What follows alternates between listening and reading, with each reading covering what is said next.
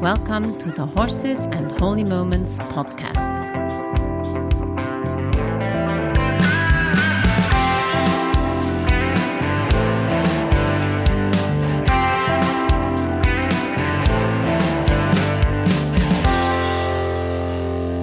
Hello, Ingela. Hello, Corrie. And hello to everyone listening. We are so excited to be here. We're going to talk about a subject today, trailer loading, which is a big subject, but something that so many of us have had issues with. And if you're with a horse and you're trying to trailer load, it can be challenging.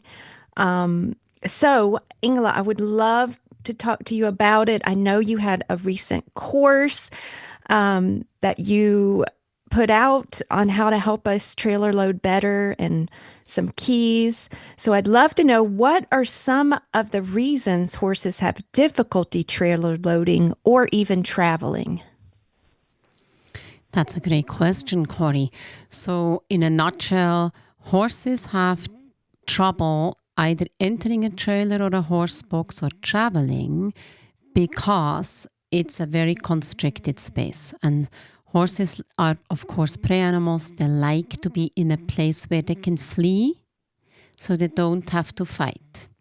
Meaning, the further they can see, the further they can run, the more comfortable and confident they feel because they have a so-called escape route. Now, when we are presenting them to a little box that is closed on the top, below, left, right, front, and it's on wheels, it's a very confined space, and we say, would you like to go in here? Any normal intelligent horse would say, no, thank you. Okay, that would be normal. Because what would even be a single reason for him to enter that space? I can't think of any. Right. He doesn't understand. We want to take him to the vets. We want to take him to a competition. He doesn't know that we might want to take him to a beach so he can have a lot of fun. He doesn't know any of those things. Of course. Yes, that's so true. What trailer loading methods do you recommend, Ingela, and which ones would you not use personally? Okay, so let's start with the ones that I would not like to use personally. What I don't like is when we use force, fear, or intimidation with horses to get them to do what we want.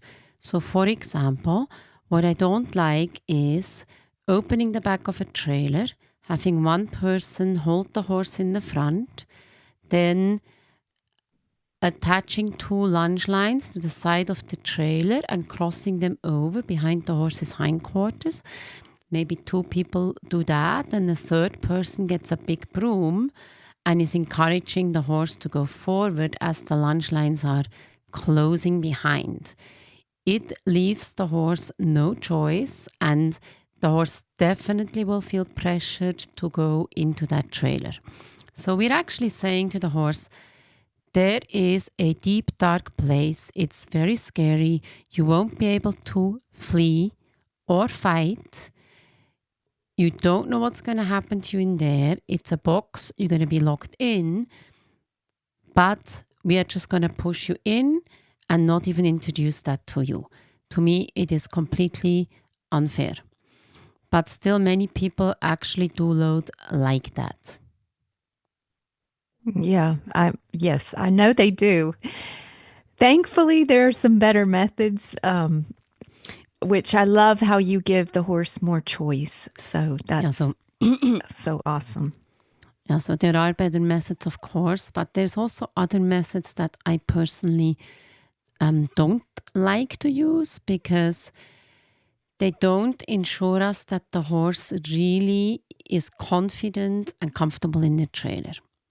They don't ensure us that the horse has accepted being in there, meaning when we travel the horse, he could have a panic attack and take the whole trailer apart or throw himself around. So the trailer starts moving and we can potentially create an accident like that. So some of these methods would be that we just coax the horse in we go ahead with a food bucket and we kind of coax the horse into the trailer so he's following the food, and the moment he's in, someone closes the ramp from behind. To me, that is dangerous. Okay. Another option is loading another horse and then the horse we want to load and putting the butt bar up, unloading the other horse and closing the back. These are all the type of methods that are not a true choice of the horse to load, to understand what it's like to be in there, and for sure not to feel confident in there. So they're dangerous. They are not really fair to the horse. So these would be for sure 3 methods that I don't use personally. Yes, that I've heard of those and seen those. So what would you say are some better methods we could use? So let's say you have a big horse box instead of a trailer. Mm-hmm. Then one method would be that you lead the horse up there the same way as you would lead it to a field. Most horses, if it's a big horse box for like 4 or 5 horses or maybe even 3 horses, but if it's a big space and you take one horse up there and then you take the new horse up there, the one you want to trailer load, and up there you give them some hay, you give them some feed, then you come down the ramp again, then you go up again, maybe you groom them there. So if that horse box becomes the same as a stable, that is one very gentle, easy method to get the horse used to at least standing in the horse box. Okay? And we can do something similar with a trailer. We could park it in the field. We could have it open with no partitions, so it's a bigger space, and we could feed the horse in there or put a hay net so the horse can go in and out at his own will, and it's used to it there. It has walked around it, etc., etc. Okay. That's one option. It is still not what I do, but it's an option if we have a lot of time and we have our own horse box or trailer. We have unlimited time and it can be parked there in a safe and secure way. Yes, then that's an option. Got it. It doesn't eliminate the fear of traveling, because then you have the engine, you have the shaking, the noise. Right. And this part we still need to get the horse used to. Mm-hmm. But we could get the horse used to the first part, just like it gets used to its own stable. Okay. And what I love about yours is that you just, like you said, with the driving and the noise and everything, to help the horse to understand all that, to accept it. So that's my understanding of how your way is a bit different from some other techniques. Yes. So even in some other techniques, so if you're looking at normal natural horsemanship techniques of how to trailer load a horse, usually they work with something called reverse psychology. Now, in True Connection, I try not to apply that because I really don't want to do anything to look for the opposite response in the horse and then reward that. You know, I like the horse to choose me as the lead, to follow my thoughts and energy, to trust me. So if I say walk, we walk forwards together, I'd like it to be a yes, we are in the we walk forwards, we go together, right? I don't want my horse to say, if you're asking me forwards, I go backwards and I get rewarded for that. To me, using reverse psychology, I know it works, but it doesn't make sense.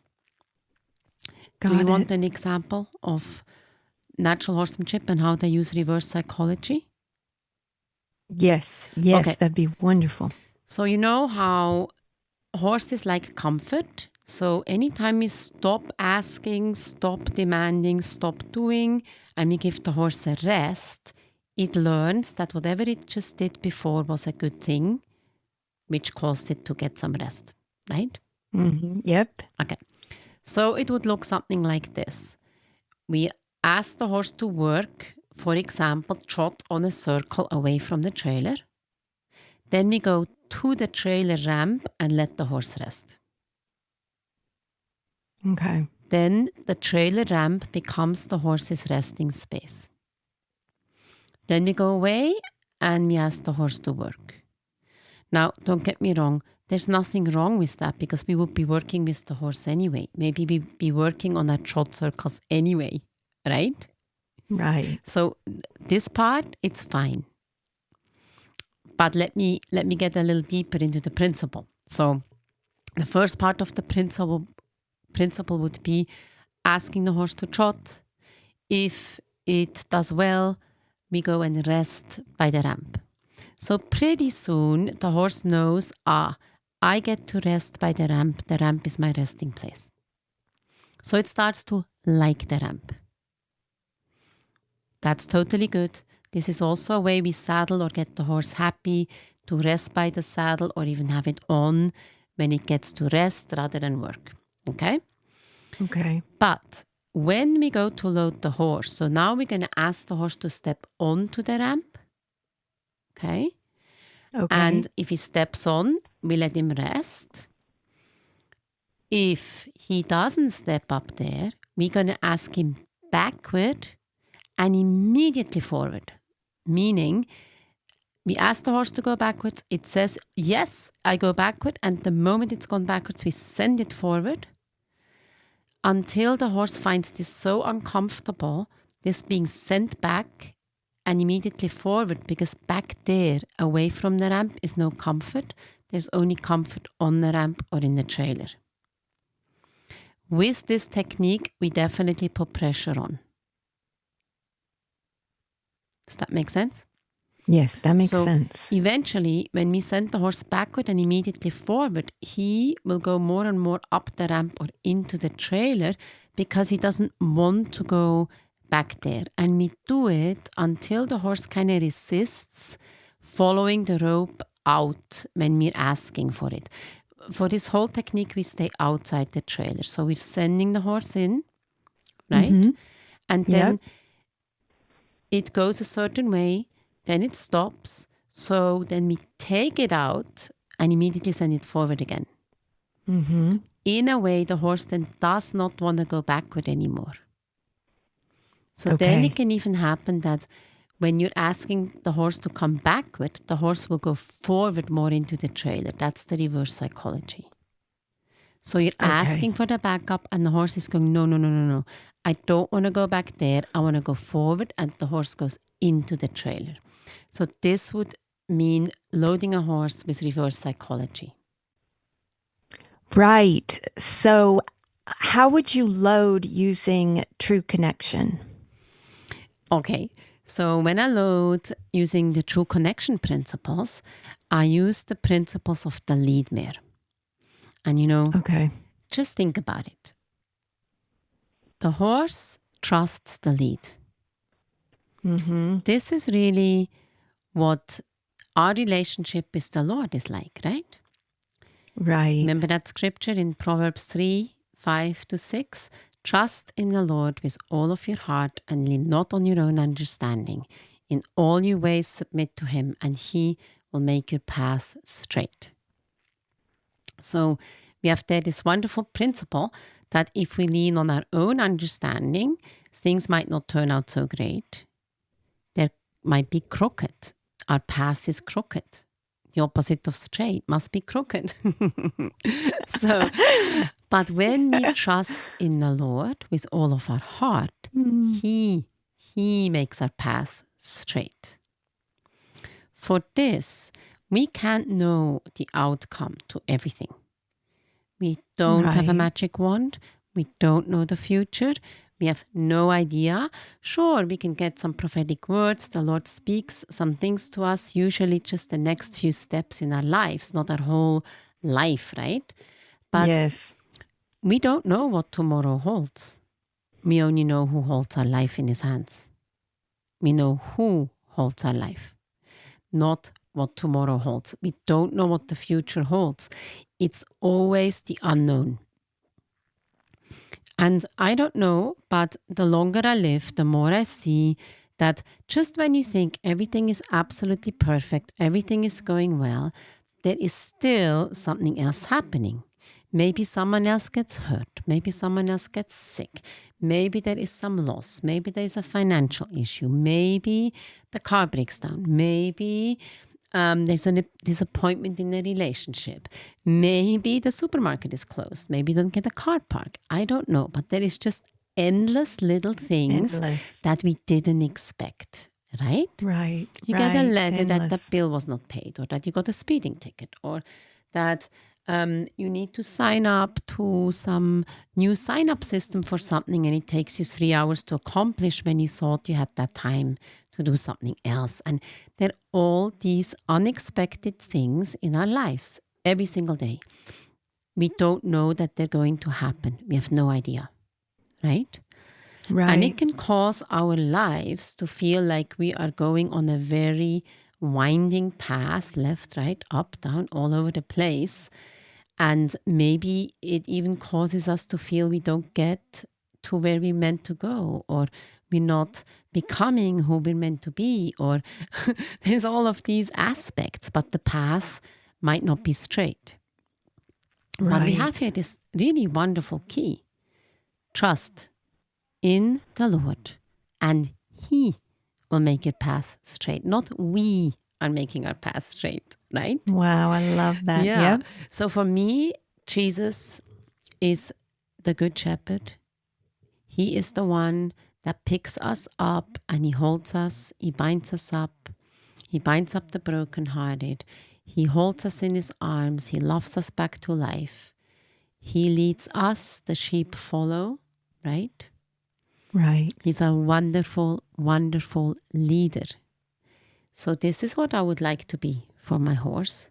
I would like for my horse to know if he follows me, my thought, my energy, my body cue, my ideas, that this is going to work out very well for him, better than what he has in mind. So, So good. if the horse is looking at the trailer and goes, oh no, no, just no. Okay. I am not going in there. There is no way. This is stupid.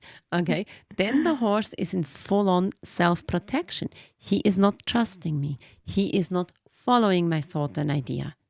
Right? Right. He is looking at the trailer and going, oh no.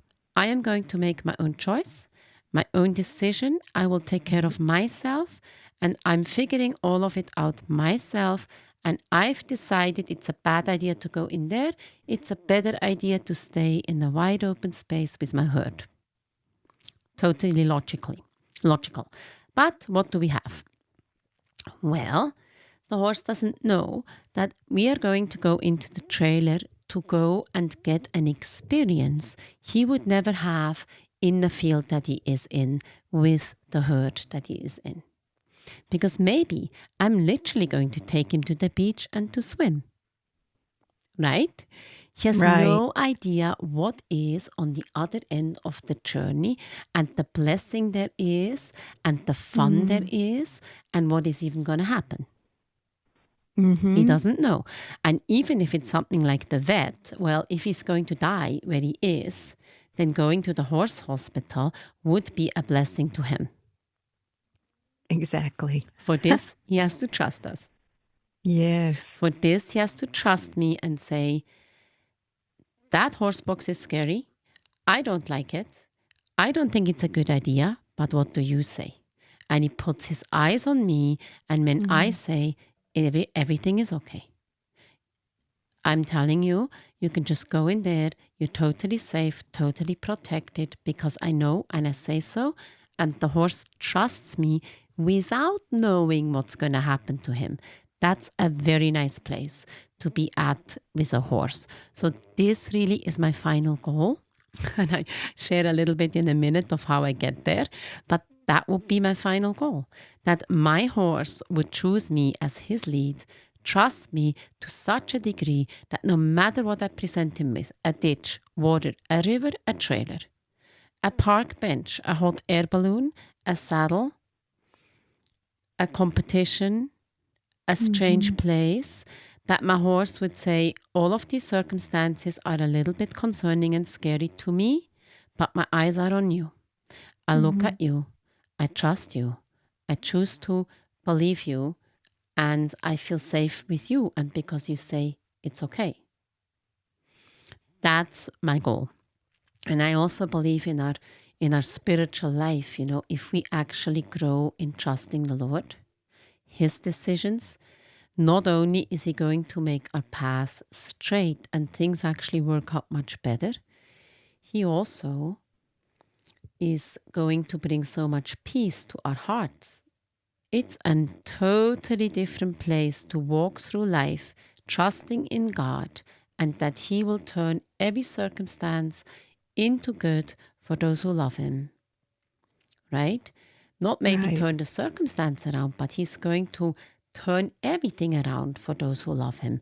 Meaning, we get to know Him more, we get to love Him more, we get to understand more, we grow, we become more mature. It can have a multitude of benefits. And so good. This comes from us trusting Him. Oh, it just makes me think, what in the world would we do without Jesus, and how He just helps us through our own lives. And I love the parallels of us and us with Jesus, and then our horses with us, because the more peace that we find with God and in our hearts, we have more peace through the love of Jesus. And then our horses, the more they can trust in us and believe in us, and it always circles back to our hearts. So that's just so amazing. I wish we had more time on this episode, but we're actually going to do a second episode that we'll have the next time after you listen to this episode. We hope this has blessed you. The next episode will go into a little bit more of the techniques that True Connection uses to help the horse accept a trailer and actually enjoy the trailer. So we just thank you, Ingela, as always, with sharing your thoughts today. And we just want to bless everybody, and we hope you have a wonderful time with your horses. I wish you the same, and it was super fun episode. Thank you so much, Corrie. I look forward to the next time. Perfect. Thank y'all. Thank everybody. We'll see you next time. Thank you for listening to the Horses and Holy Moments podcast. Stay tuned for the next episode.